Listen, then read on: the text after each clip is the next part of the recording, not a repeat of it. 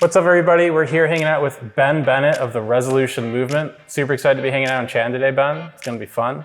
Ben is an author, podcast host, speaker, social media influencer, and the director of the Resolution Movement at Josh McDowell Ministries. Resolution Movement helps people overcome struggles and thrive in life. They do this by connecting them to solutions found not only in the Bible, but also through current research and best practices from neuroscience and psychology. Just so cool. He has an amazing testimony, which we'll link to, but today we want to talk about how his team created a worldwide movement around ideas like it's okay to have Jesus and a therapist. And we'll hear some of the moving testimonies that have come out of it. So I'm excited to be hanging out today, Ben. It's going to be fun. Yeah, I'm stoked to be here. Yeah. Hang with y'all and have this conversation. Yeah, it's going to be sick. My first question for you is, the ArtSpeak team met you and started working with you in 2017, even before Resolution Movement had a name. It was just an idea. Tell us, what had happened between you and Josh that led to that moment? Well, Josh and I had been working together for a couple years, and I came in to join him as a speaker and author and to start a new movement together. And we were looking at what's happening in youth culture, what's happening with young adults, and how can we come alongside what Christians are doing, what the church is doing, and serve the felt needs of young people today. Yeah. And so we were trying to figure out messaging, where's our niche, where do we fit in, how can we serve? And long story short, we ended up realizing we need a name, we need to do branding, we need to figure out how to put all of this together and launch it online and for it to look good and reach the right people and get connected with the right people or reach the right spaces. And that's when we called ArtSpeak initially. It's awesome. Yeah, I wish I was there to be part of those initial conversations, because it sounds like a lot of fun, a lot of back and forth. And I hear you saying like you needed to think about who your message needed to reach. Why do you feel like that was important? Well, if you don't know who you're reaching, then you're basically not reaching anybody. So figuring out who we were going to reach, then all of our branding, our messaging, our strategies was going after that type of person. And you know, if you shoot for everybody, you probably won't hit anybody. But if you shoot for someone specifically, you'll hit people within a smaller range and more targeted, and you'll ultimately be able to serve them better. And so that's what we had to figure out. And I think as a result of that, we've been able to reach and help so many more people because of that. That's so cool. And I wonder, when you were initially like kind of going after the idea, hey, we need to know who we're reaching, like, were there any obstacles when you're kind of going after that idea? Because I know, like, for a lot of people, especially, you know, pastors, churches, like, you know, any of us really, we want to reach everybody with the life-changing message of Jesus. Was there any obstacles in trying to focus in on a certain person, your certain target audience? Nope. Just kidding. Smooth sailing. No. Unified hearts. What's that? Unified hearts. Yeah. Yes. So easy. No, lots of challenges. So obstacles. Yeah, I think figuring out what I've learned in ministry, because it's been 11 years, working with so many churches and pastors, so many people, I think what can happen is we can be concerned about an outside organization or the theology of someone, or what's the cost going to be, or do you actually want to serve me and partner, or do you want to use me? And I mean, as I've connected with people, like, unfortunately, that seems to happen a lot, like people not having the most purest intentions. And so what Josh McDowell really helped me get is this mentality of serving. In fact, it's even in our mission statement, serving others until the whole world hears about Jesus. Wow. And that was such a good shift for me, because our language just was about how can we serve? Hey, we're creating this, we're speaking, we're creating these resources. We'd love to serve you, but it's okay for you to say no. Like, we don't just want to sell things and grow our movement. No. We want to come alongside and serve you. And so that was a big obstacle, I think, of helping people really really see that and using that language and helping them see, making sure our hearts were right, but then helping them see our hearts coming across as serving and trying to, better what, or come alongside what God is already doing rather than take people away from it. So getting through that obstacle. Another one was just figuring out, how do you even do this thing? There's so much noise in the interwebs space. Just a little, yeah. There's so much, there's a lot of good content, but there's a lot of bad content. And so how do we stand out in a good way, not for our name's sake, but to better reach so many more people and help them and serve them? Figuring that out. And a lot of it had to do with the messaging that we were working on, how to bring something that was different. And what was cool was y'all really helped, ArtSpeak really helped bring awareness that everything we do is through the lens of biblical truth and brain science. And that brain science piece with biblical truth is what really, that's been at the forefront of a lot of the marketing we do to help people know this is perhaps a little bit different than some of the things you've heard before. Yeah. So I'm hearing dialing in your messaging so that way, the people that you want to collaborate with, they don't see you as a competitor, they see you as a collaborator, and then just being able to cut through the noise and reach who God's calling you to reach. That's so cool. And when you guys were working on messaging, when you were kind of working on formulating the movement, I know that just kind of started with a whiteboard session. So tell me a bit about, could you walk us through what came out of that time together, doing whiteboarding, dreaming up what could be? Trying to remember back to that. I do remember after we had done the branding and some, a persona and messaging. And at this point Josh and I had pretty much, we had written our book, Free to Thrive, which is where a lot of the core content from our podcasts and social posts and email series comes from. We did a whiteboarding session where we were trying to figure out how do we so we knew what we would be doing in person with speaking and with the book, but how do we take this to the internet and social media and communicate this messaging in a way that makes sense? And how do we come up with enough content for social media rather than each week being oh crap, what are we going to post this week? I guess I'll throw up a meme on there or something, or I guess I'll copy what that person is doing. No. We wanted to be strategic. So we met with Jason, whiteboarding session. What came out of that was 6 months of content for social media on every major platform. And the idea to do a podcast and a video podcast and all this core deep dive teaching content. And from that were all the social media posts. And it was strategic having 6 months of content. We knew where we were going. Yeah. And we thought it would really serve people. That's awesome. Yeah, having a good batch of content as a good foundation that you can keep building on, that can be just such a awesome momentum builder. Mm-hmm. And I know too, you're originally called Uprising, right? Mm-hmm. So tell us a bit about the journey from Uprising to Resolution. Well, we were trying to launch a global movement, and so we quickly realized uprising might not work in other countries where there have been uprisings and political uprisings and those kind of things that had different connotations. And so, I really liked the term uprising. It was a movement. Gets people going, for sure. It gets them going, fired up. So we had done all the branding for that and then kind of realized we could keep rolling with this and, build it out, but then have to rebrand later, likely, as it went more and more global.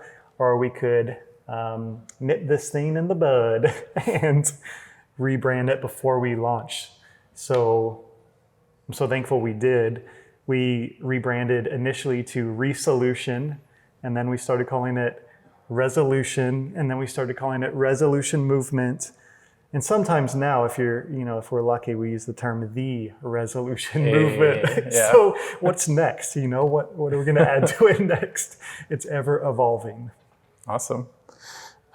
Since you established the brand, you've leaned in creating resources both for the church generally, but also for struggling individuals. So let's talk about a few of those resources. The podcast, how'd you get that started?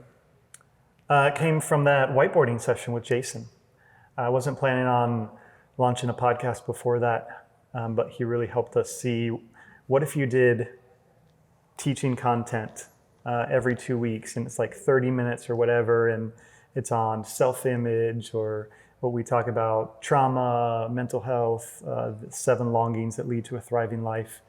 And so that's where that idea originated. And in that meeting, I was like, okay, let's do it. And so we went big. We got, video. It was a video podcast, and all the microphones, and figured out how we were going to film it. And then the pandemic happened and started filming them all from my apartment and figured that out. And I think it came out pretty well. Yeah.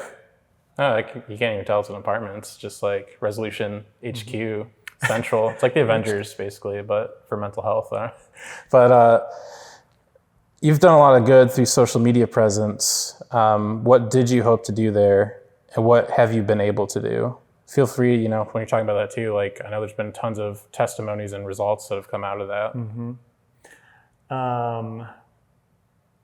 When we launched I remember saying before we launched on social media, I'll be so excited that for the day that somebody comes across one of our posts, through a hashtag or whatever, and is saved from suicide by it, and finds answers, and finds Jesus, and finds freedom. Yeah. And so that was my initial goal. I mean, just even one person.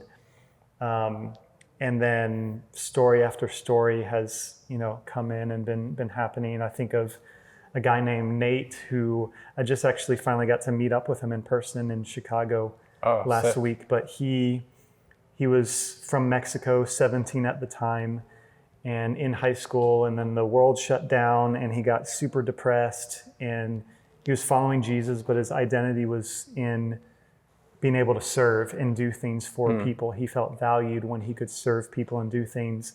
I think his grandfather died, and then he got the loss of identity, got so depressed, he ended up attempting suicide. Nice. And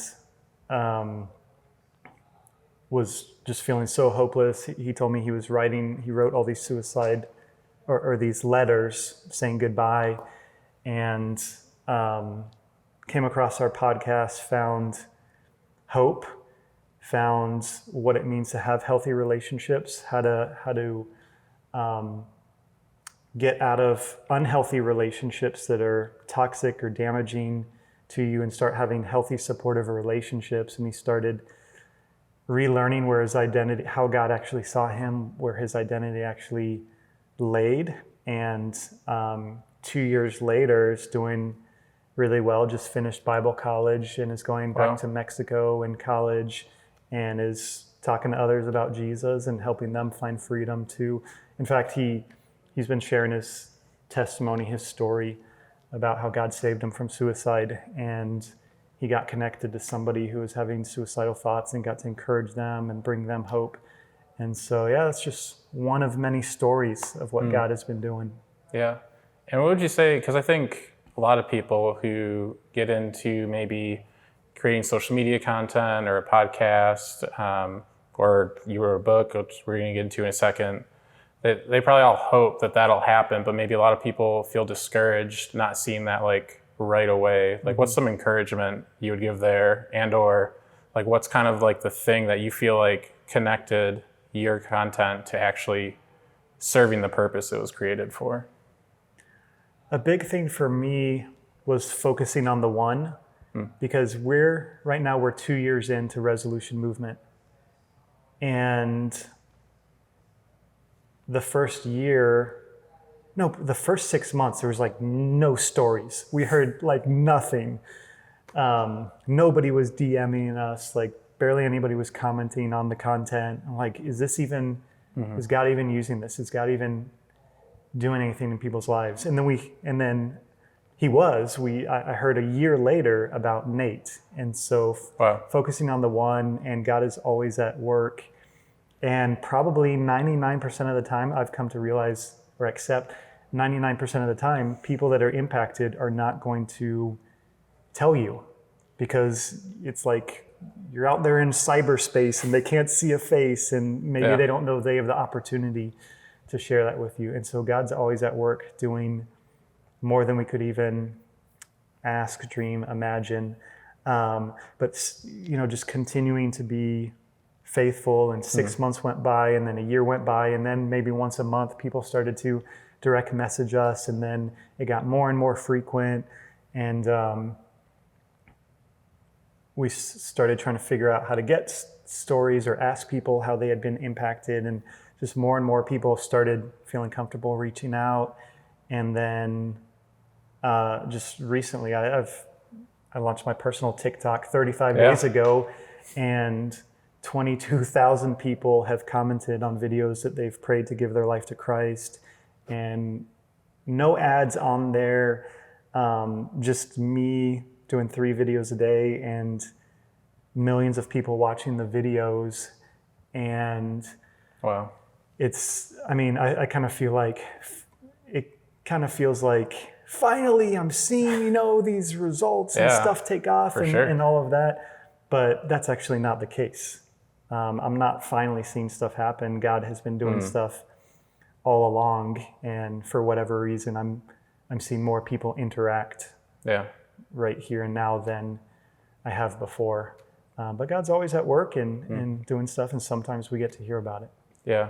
Wow. Like so much good stuff just like right there, because I'm hearing like obedience, faithfulness, consistency in one direction. We don't always get to see all the effects of the work that God's calling us to. But also over time, like I'm hearing like those social posts from the past, like it did impact someone. The podcast, it's still impacting people. Those are resources still even now, like in your current work, that it's a launching pad for the TikTok that you're just running. It's also resources you can drive people back to. So there's just so much good stuff right there. And I know another piece that, one of the central pieces that people go back to is the book, Free to Thrive. Tell us about how that book came about and how you've gotten it out to the world. Yeah, when Josh and I started working together and thinking about launching a movement, we were doing research and figuring out, okay, here are all these issues that people are facing today that hold them back. How do we boil it down to one core message? And one of Josh's, actually his campaign manager for decades, said, well, the best way to do that is to write a book. And I'm going, what? Why? That sounds like more work, and it sounds extremely challenging and difficult. But he was right. You do all this research, you spend a couple years writing a book, 11 chapters, make it flow together well, figure out what the messaging is, and then there you have core content for years that you can, especially if you write the book not just on one topic, but we wrote it on kind of like as a with timeless truths about why we struggle and how we heal. And of course there's modern brain science research in there, but a lot of it is based on the Bible and how God created humans to flourish, and why we struggle, why we do the things we don't want to do, and how to heal and return to thriving. And so we basically looked at so many struggles people were dealing with, whether it's mental health or body image or porn or shame or just ongoing sin struggles, unhealthy relationships. And we realized in our research that the cause, 90% of those, or we figured out what the cause was for about 90% of those, or 90% of the cause of those, if that makes sense. And we found the common denominator and started writing about that. Okay. And that way it would touch on so many different struggles and help so many people regardless of what they're dealing with. So we all have these 7 longings of our heart that drive everything we do. We desire to be accepted, safe, affirm, to have attention. God created us in the garden to have those fully fulfilled. Yeah. We live outside of the garden. Those go unmet. Worse, they're outright rejected. We experience trauma and abuse and hurt, and we do something with that. We start believing lies about ourselves, like I'm not good enough, and then we respond.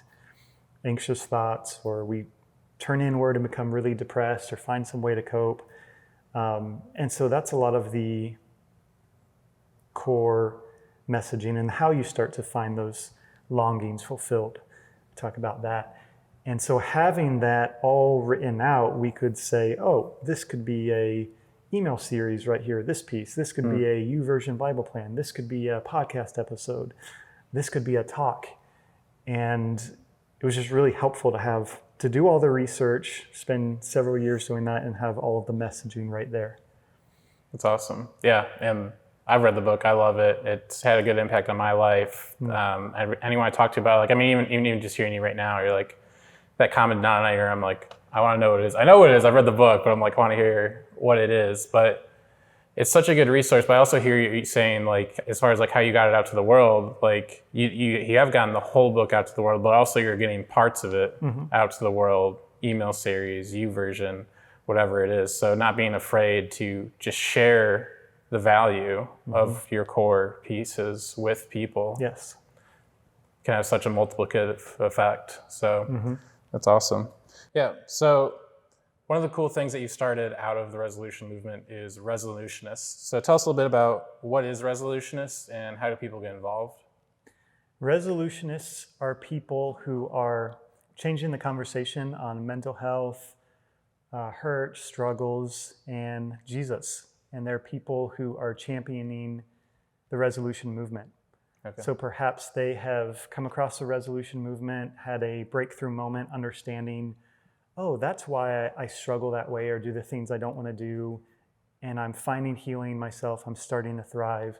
I want to help others, whether they're a leader or whether they're a student or an individual. And we're building a community where they get into an online community through text. They go through different training resources we have, and then we send them out to impact their sphere of influence, whether it's in person at a church, or their parent and it's a family, or them in their high school or on social media. We're just trying to resource them to resolution others in their life.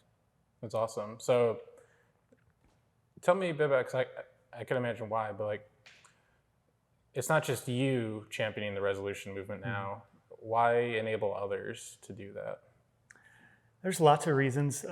One is we're all made in the image of God and we're the body of Christ. And so when we're doing this together, different parts of our personality are going to come out, or this person is going to be able to relate to that person and help them in a way that I never could. And so that would be one reason. Another one is this is a movement, and it's not about me, it's about we and all of these people getting free themselves and then going on to serve other people. And I see that, Jesus did that. He was, he had the 3 disciples who were in his inner circle, and then 12, and then was it 500? And so he was investing in all of these people and doing life with them and resourcing them in a way.